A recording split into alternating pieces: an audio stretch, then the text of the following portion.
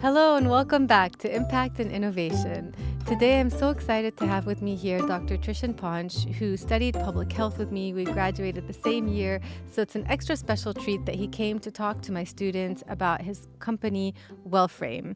And we did a case study in class just now, and a lot of really interesting things came up at the intersection of health and data.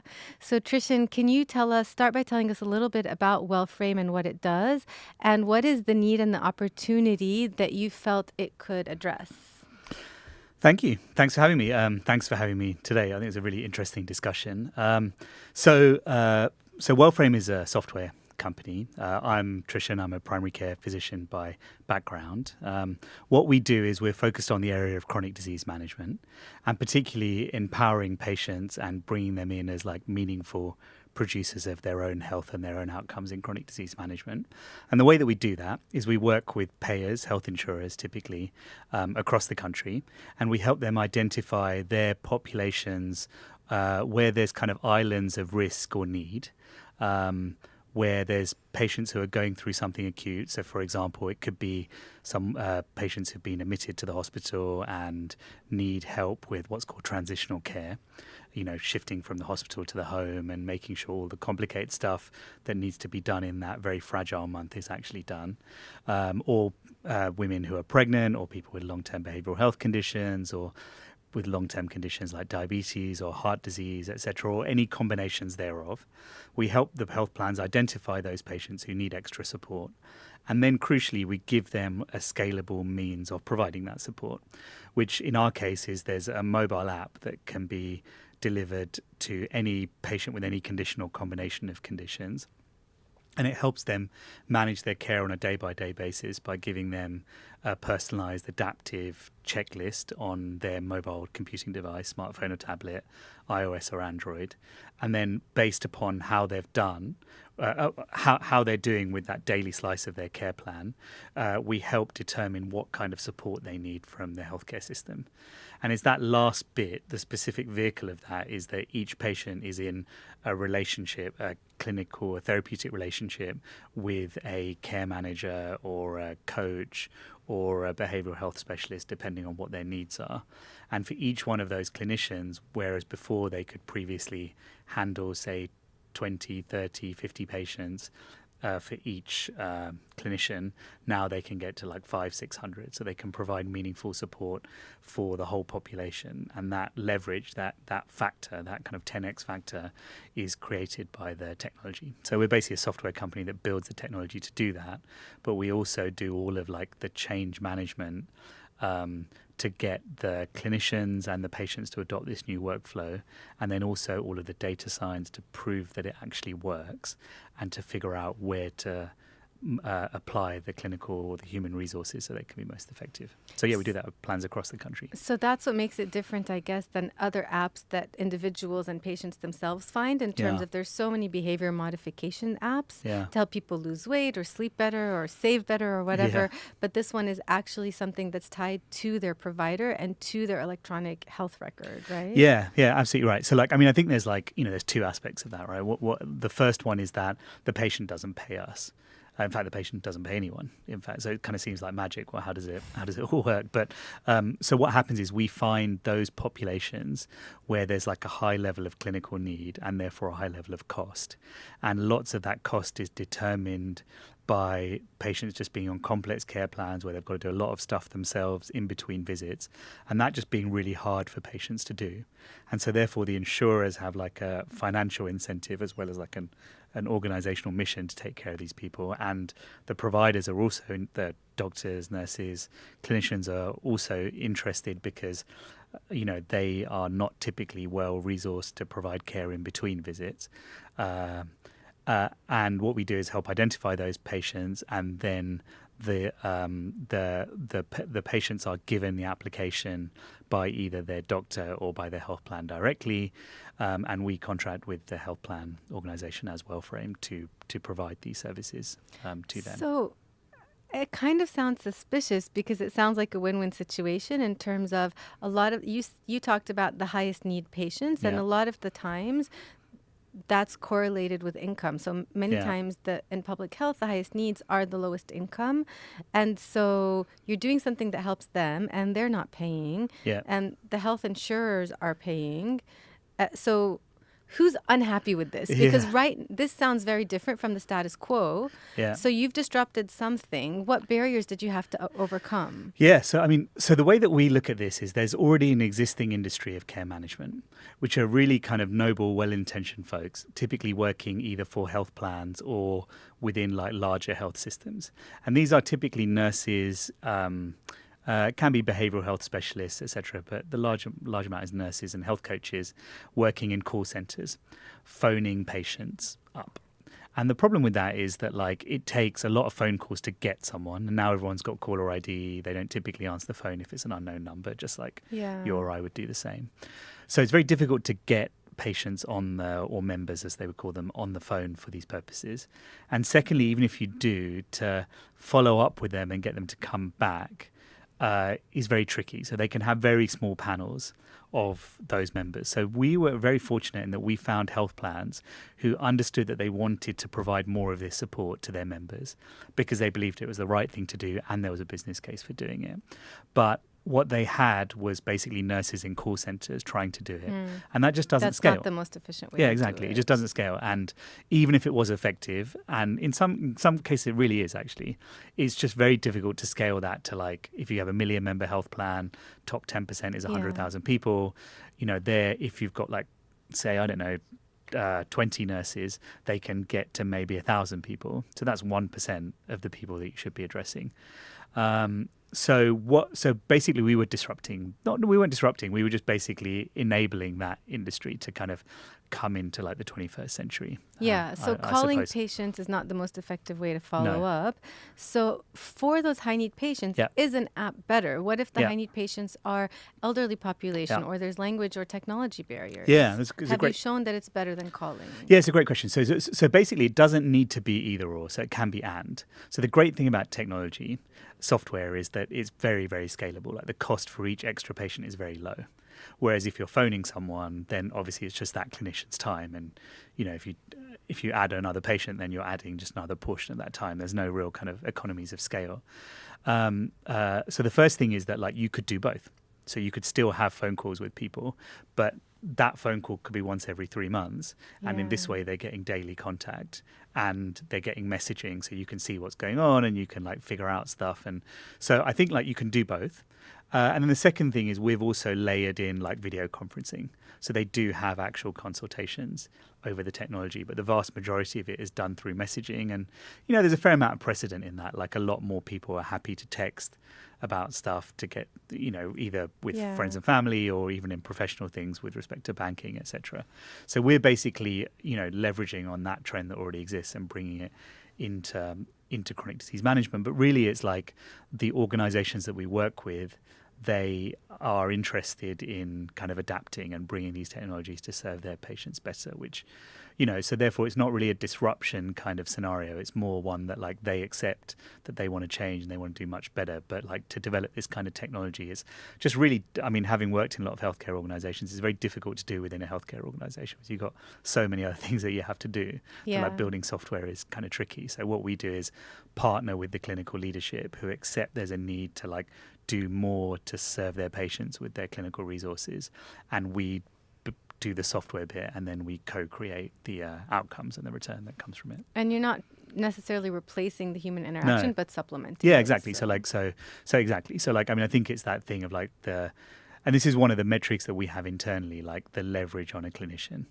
Like if one clinician before we start can see 20 people, we want within a year of Wellframe them to be able to see between 300 and 500 people. And then as we layer in more of like the AI stuff that I guess we'll discuss later, that should be able to go much further up towards 1,000 and beyond. And then you get to a really interesting place where you can feasibly have like a massive population, like a small town being managed by like a very small number of people. So I think this goes back to what we were discussing over lunch with the student founders and the founders practicum about how you need both to manage populations with patients with different needs, right? So technology can help you use resources more efficiently, And then it actually frees up the human time to Yeah. spend more time with those who need more follow-up. Yeah.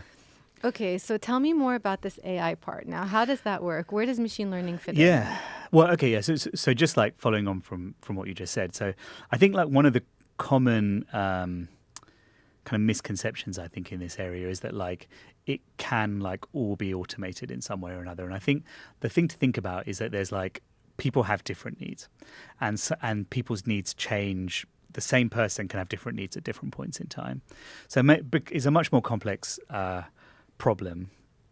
And basically, I think what the way that we look at it is that there's times where people may have needs that are like fairly algorithmic. They fit a pattern, and in that case, lots of things in care management are there's like I'm the clinician, you're the patient. There's some information I need to give you.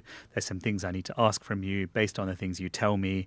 There's a decision I need to make and then advise you on what to do next. And so it's that basically back and forth information exchange with some really simple rules-based inference, which is basically what's going on at the moment. And you have nurses typically, on the phone going through like a checklist type approach with like a decision tree and all that kind of stuff.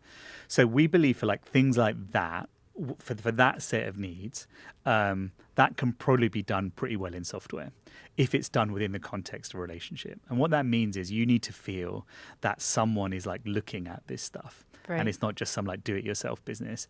And that if something goes wrong, someone is there to like catch you. And that's like that kind of diffuse thing of like feeling cared for, right? It's like there's there's validation of your like human experience, that you're like not alone. This is like, which is, I mean, healthcare is very alienating for that reason, because it's like the big existential questions of life and death that you're basically processing by yourself. So it's like very, very valuable, and I would kind of argue important to like have someone to go through that with. And not everyone has that in their personal relationships, and even if they do, like having a professional is still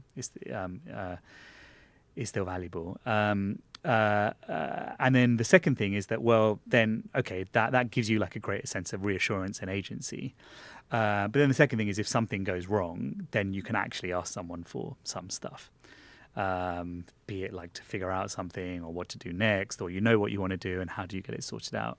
So it's basically like, for what we believe is like when human beings, if you take the work of a clinician, which is kind of my background, a lot of the stuff you do is fairly algorithmic information dissemination, collection, and basic inference. That stuff, if you can just task shift that onto computers a little bit, then there's patients who either just don't fit the pattern and they need something like bespoke and reactive. Like you can't do something proactive or protocolized with them. You have to like figure it out with them in the moment. And that's like complex decision making. Computers are nowhere near able, well, not nowhere near, but it's very difficult to do that. Even like the most cutting edge AI that's been developed in the game playing world is not good for like unstructured problems like this. So really like replacing all of that is not advisable. And so the way that we look at it is we try and like use the stuff that we try and get people. There's stuff that computers can do well, large scale information dissemination, collection, and basic inference. And there's stuff that people can do well, which is basically figuring out stuff that doesn't fit the pattern and providing people with emotional support. And let's get each of them practicing at the top of their license. So we try and build like the optimal system for doing that. And I think therefore then within the AI aspect, you think about those things that are already within technology. Like a lot of that inference stuff can then be automated and probably can be done even better with like rather than rules-based systems, learned systems, which we can develop because we've got a large group of patients who've gone through this kind of thing. But I mean, I think that's kind of like a more evolved discussion about how we get involved in the AI. But I think like in terms of like where technology fits in the care of these patients, that's our position on it. And this is very different from how public health has traditionally been practiced. And you've been writing a lot recently in public health journals about the future of and the role of machine learning and AI in public health. Tell us some of the highlights that you're advocating for. What needs to happen for all of this to take place? Yeah, so I think like the first thing is that a lot of the stuff that we just wrote a paper recently in Nature Digital Medicine around, and it's called The Inconvenient Truth of AI in Healthcare. And what that is about, I guess the punchline of it is that most of the algorithms that you read about in prestigious peer-reviewed journals that are then covered in the popular press are basically not implementable in actual clinical practice, which is kind of a fairly confronting or provocative thing Why to say. not? Well, the reason is that firstly, they're typically basically essentially like AI machine learning, which is really the kind of AI that we have at the moment, is based upon data. And so therefore you have to it's basically just a learned set of associations from looking at data. And therefore you have to have data to look at. And there's only a few islands within healthcare where you have that data. And a lot of that data is very difficult to know how generalizable inferences from, it's the classic public health problem, right? Like how generalizable inferences from one population are to everyone.